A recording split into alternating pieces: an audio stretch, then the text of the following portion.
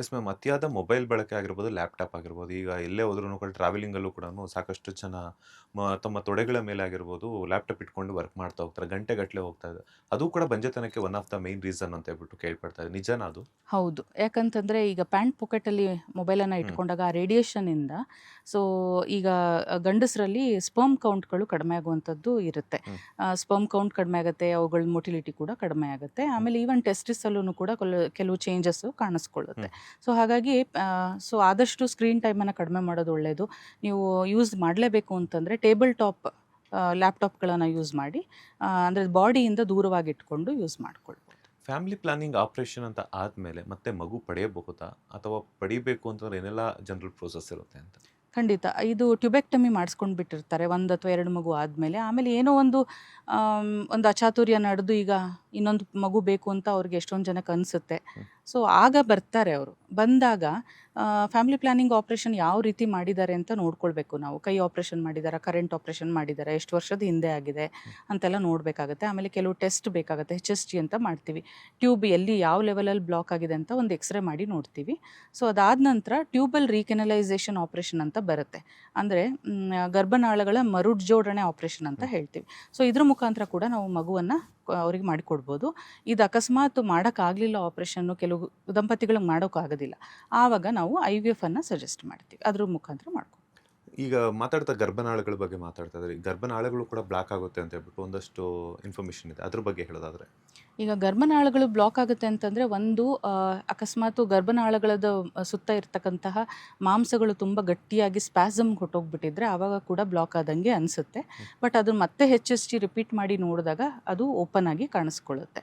So ಇನ್ನೊಂದು reason ಏನಂತಂದರೆ ಗರ್ಭಕೋಶದ ಒಳಗಡೆ ಗರ್ಭನಾಳಗಳ ಓಪನಿಂಗ್ ಹತ್ರ ಒಂದು ಪೊರೆ ಥರ ಬೆಳ್ಕೊಂಡ್ಬಿಟ್ಟಿರುತ್ತೆ. ಸೊ ಆವಾಗಲೂ ಕೂಡ ಬ್ಲಾಕ್ ಆಗೋ ಚಾನ್ಸಸ್ ಇರುತ್ತೆ. ಇನ್ನೊಂದು ಪಾಲಿಪ್ ಅಂತ ಹೇಳ್ತೀವಿ. ಆ ಪಾಲಿಪು ಈಗ ಗರ್ಭಕೋಶದ ಒಳಪದ್ರ ತುಂಬ ದಪ್ಪ ಆಗಿ ಅದು ದುರ್ಮಾಂಸದ ಥರ ಆ ಎಂಟ್ರೆನ್ಸನ್ನು ಬ್ಲಾಕ್ ಮಾಡುತ್ತೆ. ಸೊ ಆವಾಗ ಕೂಡ ನಮಗೆ ಟ್ಯೂಬಲ್ ಬ್ಲಾಕು ಕಾಣಿಸ್ಕೊಳ್ಳುತ್ತೆ.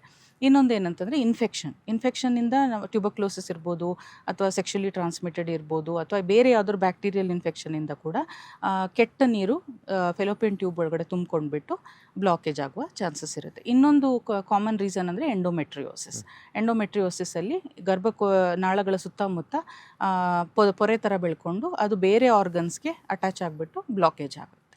ಹಾಗೆ. Yes ma'am. ಈಗ ರಾಜಾಜಿನಗರದಲ್ಲಿರುವಂಥ NU ಹಾಸ್ಪಿಟಲ್ಲು, ಏಕೆಂದರೆ ಸುಮಾರು ದೂರದಿಂದ ಬರ್ತಾರೆ. ಎಲೆಕ್ಟ್ರಾನಿಕ್ ಸಿಟಿ ಆಗಿರ್ಬೋದು, ಅಥವಾ ಬೇರೆ ಬೇರೆ ಕಡೆ ಇರ್ತಾರೆ. ಸೊ ಬೇರೆ ಬೇರೆ ಬ್ರಾಂಚಸ್ ಏನಾದರೂ ಇದೆಯಾ? ಅದು ಬಿಟ್ಟು ಓವರ್ ಆಲ್ ಕರ್ನಾಟಕದಲ್ಲಿ ಬೇರೆ ಕಡೆ ಏನಾದರೂ ನಿಮ್ಮ ಬ್ರಾಂಚ್ ಇದೆಯಾ ಅಂತ? ರಾಜಾಜಿನಗರಲ್ಲಿ ನಮ್ಮದು ಫುಲ್ ಫ್ಲೆಜ್ಡ್ ಫರ್ಟಿಲಿಟಿ ಯೂನಿಟ್ ಇದೆ. ಸೊ ಅದು ಬಿಟ್ಟರೆ ನಮಗೆ ಪದ್ಮನಾಭನ್ ನಗರದಲ್ಲೂ ನಮ್ಮದು ಒಂದು ಶಾಖೆ ಇದೆ. ಆಮೇಲೆ ಶಿವಮೊಗ್ಗದಲ್ಲಿದೆ. ಆಮೇಲೆ ತಮಿಳ್ನಾಡಲ್ಲಿ ಅಂಬೂರ್ ಅಂತ ಅಲ್ಲಿ ಕೂಡ ಇದೆ. ಮತ್ತು ಮಾಲ್ಡೀವ್ಸ್ನಲ್ಲಿ ಒಂದಿದೆ.